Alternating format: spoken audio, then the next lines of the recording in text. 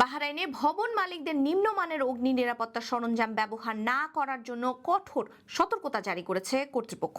সম্প্রতি রাজধানীর আরাদ এলাকায় একটি ভবনে রেস্টুরেন্টের গ্যাস লিক থেকে বিস্ফোরণ ঘটে ভবন ধসে পড়ার পর এই সতর্কতা দেওয়া হয়েছে। এর ফলে প্রাণহানি ও সম্পদের ক্ষতি এড়াতে নিরাপত্তা ব্যবস্থা আরও জোরদার করার আহ্বান জানানো হয়েছে।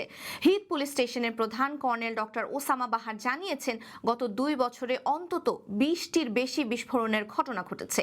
এসব দুর্ঘটনার বড় অংশই ঘটেছে নিম্নমানের নিরাপত্তা সরঞ্জাম ব্যবহারের কারণে। অনেক ভবন মালিক নিরাপত্তা ব্যবস্থাকে গুরুত্ব দেন না, যা মারাত্মক ঝুঁকি তৈরি করছে। কর্তৃপক্ষ জানিয়েছে, রেস্টুরেন্ট এবং আবাসিক ভবনে গ্যাস লাইন, অগ্নি নির্বাপক যন্ত্র, অ্যালার্ম সিস্টেম এবং জরুরি বহির্গমন পথের মতো মৌলিক নিরাপত্তা সরঞ্জাম মানসম্মত হতে হবে। নিম্নমানের বা ভুয়া সরঞ্জাম ব্যবহার করলে তা শুধু আইন লঙ্ঘন নয়, বরং মানুষের জীবন ও সম্পদের জন্য বড় হুমকি। সাম্প্রতিক দুর্ঘটনার পর নিরাপত্তা কর্মকর্তারা ভবন মালিকদের প্রতি আহ্বান জানিয়েছেন, তারা যেন নিয়মিতভাবে সরঞ্জাম পরীক্ষা করেন এবং প্রয়োজনে নতুন মানসম্মত সরঞ্জাম স্থাপন করেন। একই সঙ্গে রেস্টুরেন্ট মালিকদেরও সতর্ক করা হয়েছে, রান্নাঘরের গ্যাস লিক বা বৈদ্যুতিক ত্রুটি যেন দ্রুত শনাক্ত এবং সমাধান করা হয়।